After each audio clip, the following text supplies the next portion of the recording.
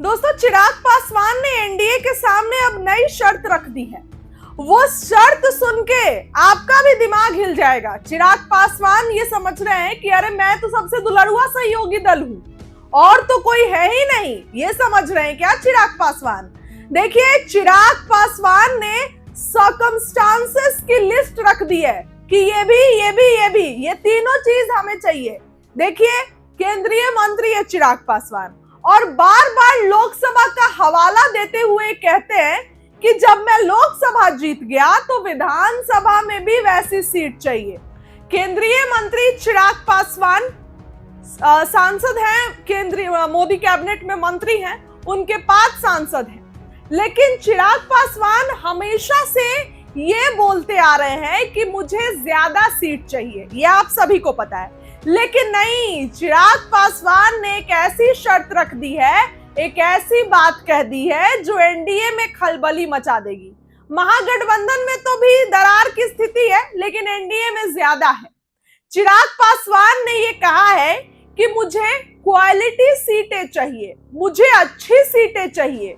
तो भैया, जब सारी सीटें आप ही ले लीजिएगा तो कुशवाहा मांझी क्या करेंगे? उपेंद्र कुशवाहा भी पुराने उपेंद्र कुशवाहा नहीं है।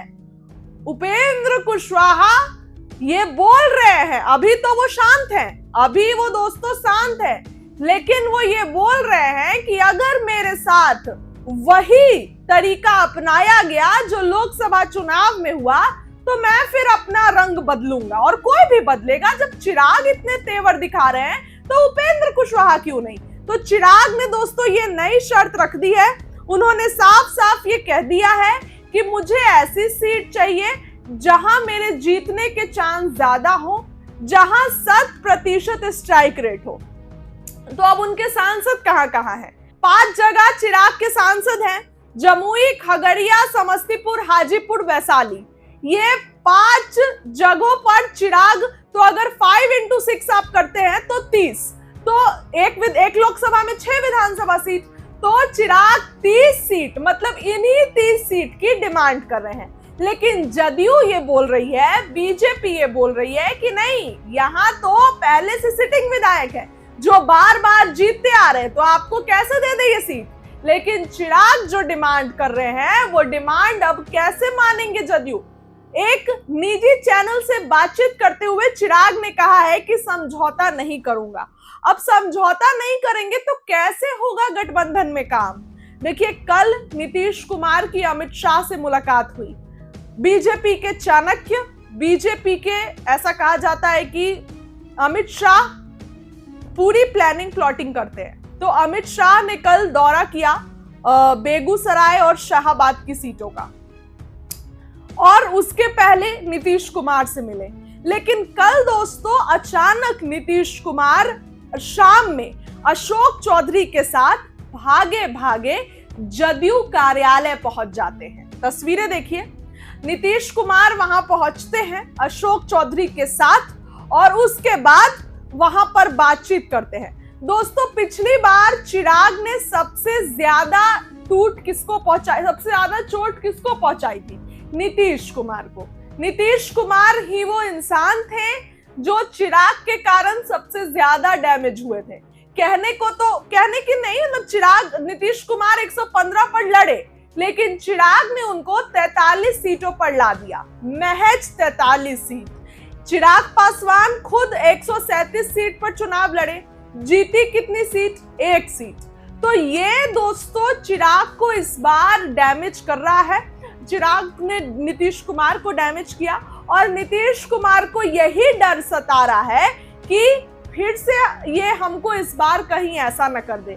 इसलिए नीतीश कुमार वो सीट नहीं छोड़ने वाले हैं जहां वो दूसरे नंबर पे थे। अब देखिए, इसी में एक बेगूसराय की मटिहानी सीट आती है जहां चिराग पासवान जीते हुए हैं, लेकिन वो प्रत्याशी नीतीश कुमार की पार्टी में आ गए हैं। तो चिराग मांग रहे हैं मटिहानी सीट, अब नीतीश कुमार भी उसी सीट पर अड़े हुए हैं। तो ये पेच फंस रहा है। और तो और चिराग ने एक डिमांड रख दी है। ये डिमांड यही है कि सबसे ज्यादा हमको सीट चाहिए, सबसे ज्यादा सीटों पर हम लड़ेंगे और क्वालिटी सीटें चाहिए। अब क्वालिटी सीटें इन्हीं को मिल जाएंगी तो जीतन राम मांझी और कुशवाहा क्या करेंगे? तो ऐसे में तमाम बातें हैं, तमाम चीजें हैं। कल अशोक चौधरी के साथ नीतीश कुमार जदयू कार्यालय पहुंचे और पहुंचते ही बड़ा बयान दिया है। सुनिए जरा कि क्या कुछ अशोक चौधरी, संजय झा और नीतीश कुमार जब पहुंचे तो क्या कुछ ये लोग कहते नजर आ रहे हैं। ऑलरेडी सुप्रीम कोर्ट में मामला चल रहा है, सुप्रीम कोर्ट ने अपनी बात कह दी है। उसके बाद किसी तरह का भी टीका टिप्पणी करना इलेक्शन कमीशन या किसी भी संस्था पर उचित नहीं है। अब किन्हीं को ये लगता हो, जब उनकी सरकार बनती है, उनके लोग जीतते हैं, तब उनको नहीं लगता है इलेक्शन कमीशन खराब है। लेकिन ये एक परसेप्शन जनता में भ्रम पैदा करने का कि ये सत्ता पर जो लोग काबिज हैं, ये लोग जनमत से नहीं काबिज हैं, ऐसा भ्रम पैदा करने का राहुल गांधी जी कोशिश कर रहे हैं। इसी तरह से उन्होंने संविधान खतरे में है, आरक्षण खत्म हो जाएगा का नारा दिया था पहले, और बार बार एक भ्रम जनता के बीच पैदा करने की कोशिश कर रहे हैं। लेकिन जनता भी समझती है कि न संविधान खतरे में है, न आरक्षण खतरे में है, न वोट की कहीं चोरी हुई है।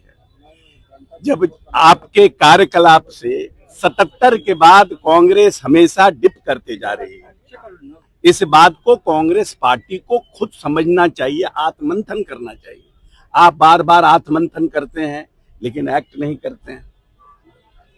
जो लालू यादव के साथ इस बिहार में आपका गठबंधन है, खुद ही आप देखिए कि आप जब से इनके साथ गठबंधन किए हैं, क्या आपका जनाधार बिहार में बढ़ा है? बहुत से आपने चुनाव लोकसभा विधानसभा में किए, सीताराम केसरी जी के बाद।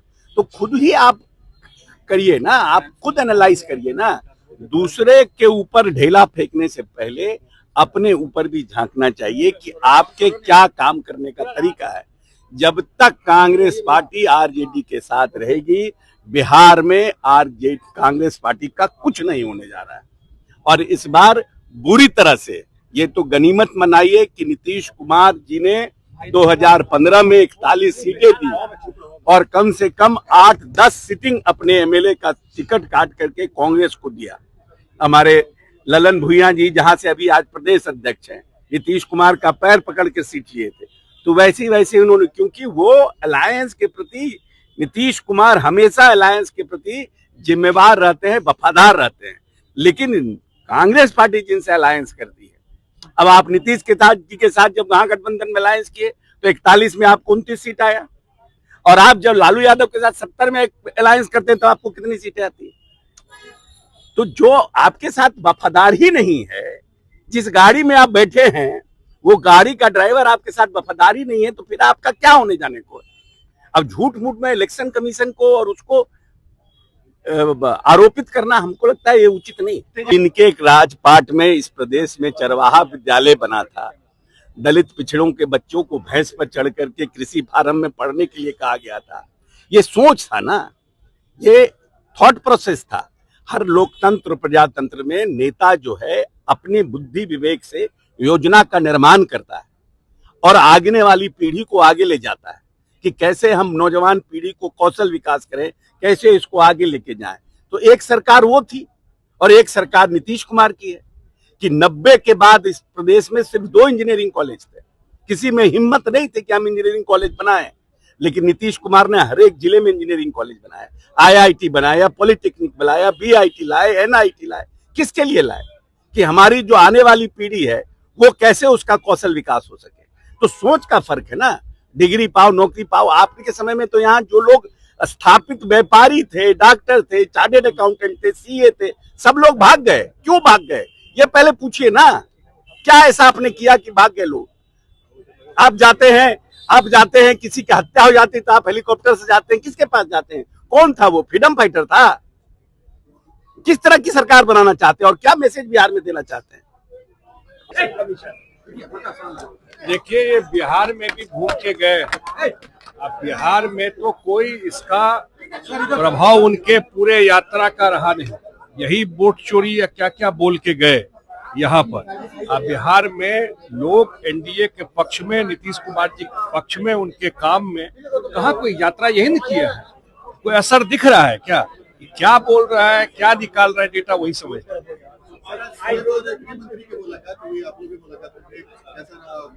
नहीं, बहुत बढ़िया मीटिंग रहा।